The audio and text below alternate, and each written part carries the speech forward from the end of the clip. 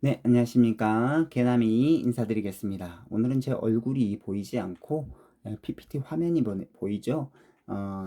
이제 벨기에 신앙 고백서를 시작하면서 PPT를 만들어 가지고 함께 나누고자 합니다. 이 내용은요, 그대로 제가 이렇게 심호하고 있는 교회에서 성도들에게 주일 오전 공예배 때 증거하는 말씀입니다. 자, 벨기에 신앙 고백서 1조부터 제 37조까지 이제 저희 교회도 이렇게 주일 공예배 때 이 신앙 고백서를 해설하고 또 말씀을 증거하는데 유튜브 우리 구독자들과 또 함께 나누는 것이 참 유익할 것 같습니다.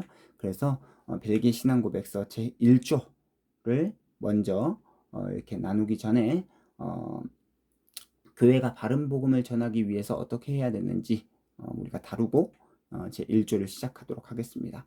디모데후서 1장 13절에 보면 이렇게 말씀하고 있습니다. 너는 그리스도 예수 안에 있는 믿음과 사랑으로서 내게 들은 바 바른 말을 본받아 지켜라. 이단들도 성경을 해석하죠. 그들은 바른 말이 아닌 다른 말을 하고 있습니다. 그래서 역사적 전통 기독교회는 이단의 잘못된 해석을 배격하고 바른 복음을 믿고 또 고백하기 위해서 우리 신앙과 행위의 유일한 규칙인 성경을 바른말의 표준에 따라 해석해 왔습니다. 바른말의 표준은 어떤 것들이 있느냐? 바로 교리, 신조, 요리문답, 신앙고백이죠. 자, 디모데후서 1장 13절 바른 말을 본받아 지켜라 라는 말을 웨스트민스터 신학대학원 교수인 칼 투르먼, 역사신학 교수인 칼 투르먼 교수는 교리와 신앙이라는 자신의 책에서 그 바른 말을 본받아 지켜라 라는 말을 바른 말의 표준을 지켜라 라는 말로 해석했습니다. 그러면 바른 말의 표준이 어떤 겁니까? 교리, 신조, 요리문답, 신앙고백인데 교리는 성경이 가르치는 신앙의 사실을 말하는 거고요. 신조는 교리가 가르치는 믿음의 조항들을 말하는 것입니다. 그리고 요리문답은 성경의 교리와 신조에 대한 문답식 교육을 말하는 것이고 신앙고백은 성경의 교리와 신조에 대한 인정 그리고 믿음의 고백, 이것을 신앙 고백이라고 합니다.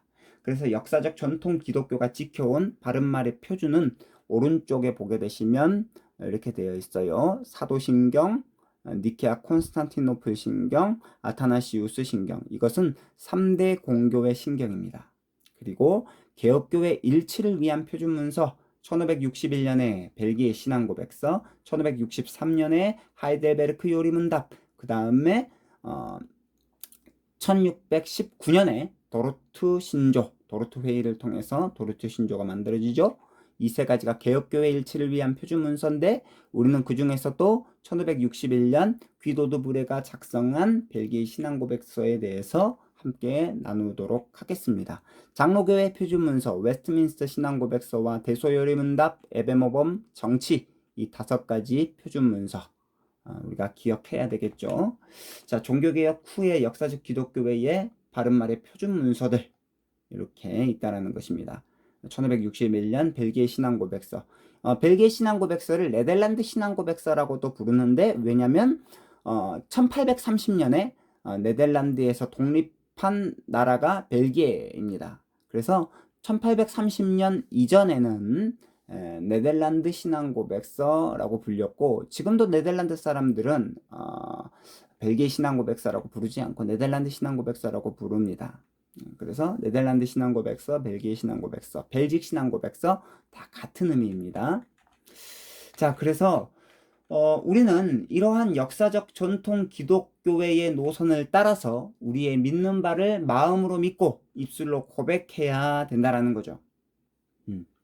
자, 벨기에 신앙고백서 이 초록색 글씨에 보시면 이렇게 벨기에 신앙고백서 제1조를 고백합니다. 벨기에 신앙고백서 제1조가 이 초록색 글씨인데요. 이렇게 되어 있습니다. 우리 모두는 유일하신 한 분 하나님만이 계시다는 것을 마음으로 믿고 입술로 고백합니다. 그분은 단순하시고 영적인 존재입니다. 그분은 영원하시고 완전히 이해될 수 없으시고 보이지 않으시며 변하지 않으시고 제한이 없으시고 전능하시고 완전히 지혜로우시며 공의로우시고 선하시고 모든 선이 흘러나오는 근원이십니다. 이게 벨기 신앙고백서 제1조의 고백입니다. 그래서 우리는 역사적 전통 기독교회의 노선을 따라서 우리 믿는 바를 마음으로 믿고 입술로 고백해 왔는데, 그래서 이 믿음은요, 첫 번째 마음의 문제입니다. 마음의 문제. 그런데 문제는요, 우리가 마음을 먹어도 이런 믿음이 생기지 않는다라는 거예요. 우리 스스로는 절대로 이런 참된 믿음이 생기지 않습니다. 이 믿음은 전적으로 하나님께서 베풀어 주시는 은혜이고 선물이다 라는 것이 중요한 골자입니다. 에베소서 2장 8절, 너희는 그 은혜에 의하여 믿음으로 말미암아 구원을 받았으니 이것은 너희에게서 난 것이 아니고 하나님의 선물이라. 구원을 받기 위해서 믿음이 있어야 되는데 바로 구원이 선물이라고 한다면 믿음도 선물이다라는 거죠. 그런데 하나님은요, 이 믿음을 주시기 위해서 성경과 그 성경의 선포를 통해서 일하십니다. 그것이 뭐냐? 바로 하나님께서는 교회를 세우시고 교회 안에 설교자, 목회자를 세우셔서 하나님의 말씀을 선포케 하십니다. 그래서 이 믿음은 하나님의 말씀, 설교를 듣는 것으로부터 시작된다라는 거죠. 로마서 10장 17절, 그러므로 믿음은 들음에서 나며 들음은 그리스도의 말씀으로 말미암았느니라. 우리가 하나님을 믿으려면 부지런히 교회에서 선포되는 이 말씀을 들어야 합니다. 그래서 은혜의 방편, 교회의 표지 두 가지가 다 들어가는데, 하나님의 신실한 복음의 설교 그리고 성례의 시행인데, 이 두 가지가 은혜의 방편에도 들어가고 교회의 표지에도 들어갑니다. 그렇기 때문에 특별히 이 하나님의 말씀 선포는 굉장히 중요하다라고 할 수 있죠. 두 번째, 이 믿음은요, 입술의 문제입니다. 단순히 마음의 문제에서만 그쳐서는 안 된다라는 거죠. 믿음은 하나님의 말씀인 성경을 마음으로 믿고 동의하고 인정하고 받아들이고 신뢰하는 것을 뛰어넘어서 그것들을 입술로 고백해야 된다라는 거죠. 그리고 우리는 그 입술의 고백을 어디에서 합니까? 바로 공교회, 교회에서 공적 신앙 고백을 통해서 우리의 믿음을 함께 고백하는 거죠. 그래서 이러한 것들을 모르고 그저 그냥 온라인으로 예배드리는 게 좋아요, 교회 안 나가도 그냥 유튜브에서 찾아서 말씀 들으면 그게 믿음이 있는 거지, 괜찮지 않겠어요? 라고 이야기하는 것은요, 이것은 우리의 믿음을 잘못 해석한 것입니다. 믿음은요, 고백해야 됩니다. 공교회 공적 신앙 고백을 통해서 우리 입술로 고백되어야 된다라는 거죠. 그래서 종교개혁자들은 마음으로 믿고 입술로 고백한 자신들의 신앙을 글로 정리하고 교회에 남겨주었습니다. 그리고 이 교회는 이것들을 바른말의 표준으로 삼았다라는 것이죠. 바른말의 표준, 3대 공교회 신경과 개혁교회 일치를 위한 표준문서와 장로교회 표준문서와 같은 이런 바른말의 표준들을 믿음의 선진들, 종교개혁자들이 남겨주었다라는 것이죠. 우리 청교도들과 믿음의 선배들이 남겨주었다라는 것입니다. 그래서 믿음은요, 마음으로 믿고 입술로 고백하는 것입니다. 그러면 우리가 마음으로 믿고 입술로 고백하는 하나님이 누구이신지에 대해서 벨기에 신앙고백서는 계속해서 이야기를 하는데, 바로 하나님의 존재와 하나님이 누구이시냐, 하나님의 속성에 대해서, 하나님의 존재와 하나님의 속성에 대해서 벨기에 신앙고백서는 이렇게 고백합니다. 다시 한번 고백할까요? 우리 모두는 유일하신 한 분 하나님만이 계시다는 것을 마음으로 믿고 입술로 고백합니다. 이게 하나님의 존재죠. 하나님이 유일하신 분이시다. 그리고 그 하나님께서 단순하시고 영적인 존재이다 라고 하는 것이 바로 벨기에 신앙고백서의 고백입니다. 그래서 하나님의 존재, 하나님께서 유일하시고 하나님이 영적인 존재로 계신다라는 것이 벨기에 신앙고백서의 고백입니다. 하나님이 유일하신 분이다라는 것을 성경도 증거합니다. 신명기 6장 4절, 이스라엘아 들으라, 우리 하나님 여호와는 유일한 여호와시니. 출애굽기 3장 14절, 하나님이 모세에게 이르되 나는 스스로 있는 자이니라. 또 이르시되 너는 이스라엘 자손에게 이같이 이르기를 스스로 있는 자가 나를 너희에게 보내셨다 하라. 유일하시다라는 것은 어떤 피조물의 도움 없이 스스로 계시다 라는 의미와도 일맥상통합니다. 하나님의 자존성, 스스로 계시다. 그리고 하나님은 영으로 계십니다. 요한복음 4장 24절 하나님은 영이시니 예배하는 자가 영과 진리로 예배할지니라. 하나님은 영이시다. 그래서 하나님의 존재, 하나님의 유일성, 하나님의 자존성, 하나님의 영적인 존재로 계신다 라고 하는 것이 하나님의 존재이고요. 하나님의 속성을 또 벨기에 신앙 고백서는 고백하고 있는데 하나님의 속성이 이렇습니다. 하나님은 영원하시고 완전히 이해될 수 없으시고 보이지 않으시며 변하지 않으시고 제한이 없으시고 전능하시고 까지가 하나님만이 가지고 계시는 속성입니다. 그 어떤 피조물과 하나님의 형상대로 지음받은 인간에게도 없는 하나님만이 가지고 있는 속성이라고 해가지고 그 누구와도 공유하지 않는다라고 해가지고 이것을 가리켜서 비공유적 속성이라고 합니다. 그리고 완전히 지혜로우시며 공의로우시고 선하시고 모든 선이 흘러나오는 근원이 되십니다. 자, 중요한 것은 뭐냐? 지혜, 공의, 선하심 이것들은요 하나님이 하나님의 형상대로 지으신 인간들, 우리 인간들과도 공유하십니다. 그래서 인간이 지혜롭고 공의롭고 선한 것은 하나님의 형상을 닮았기 때문입니다. 하나님과 인간이 그것을 하나님께서 인간과 그것을 공유하신다라고 해가지고 공유적 속성이라고 합니다. 지혜, 공의, 선하심. 그렇지만 중요한 것은 그 앞에 붙은 수식어입니다. 완전히 지혜로우시고 공의로우시고 선하시고 완전이라는 것입니다. 그래서 이건 역시 공유적 속성이지만 이건 역시 하나님만이 완전히 가지고 계시다라는 거죠. 그래서 일정 부분 하나님이 지혜, 공의, 선하심을 인간들과 공유함에도 불구하고 하나님만이 완전하다라는 의미에서 이것조차도 비공유적 속성이라고 할 수 있습니다. 그래서 하나님의 영원성 또 불가해성 보이지 않는다라는 거죠. 이해되지 않는다라는 거죠. 불가해성. 그리고 하나님이 불가시성 보이지 않는다라는 것. 그리고 하나님께서 무한하시고 하나님께서 변하지 않으시고 또 지혜로우시고 공의로우시고 선하시고 이런 것들이 하나님의 속성인데 이런 것들이 하나님의 속성인데 피조물들은 어느 정도 공의롭고 지혜롭고 선할 수 있지만 그건 역시 하나님의 완전하심에 비해서는 지극히 제한적이다 라는 거죠. 그래서 우리 인간이 하나님의 이름을 의지할 수 있는 것, 하나님께로 달려가서 안전함을 얻을 수 있는 근거는 뭐냐? 바로 이 하나님의 속성 때문입니다. 하나님께서만 영원하시고 이해되실 수 없으시고 보이지 않으시고 변하지 않으시고 제한이 없으시고 전능하시고 완전히 지혜롭고 완전히 공의롭고 완전히 선하시고 모든 선이 흘러나오는 근원이시기 때문에 하나님께만 우리가 의지할 수 있다는 거죠.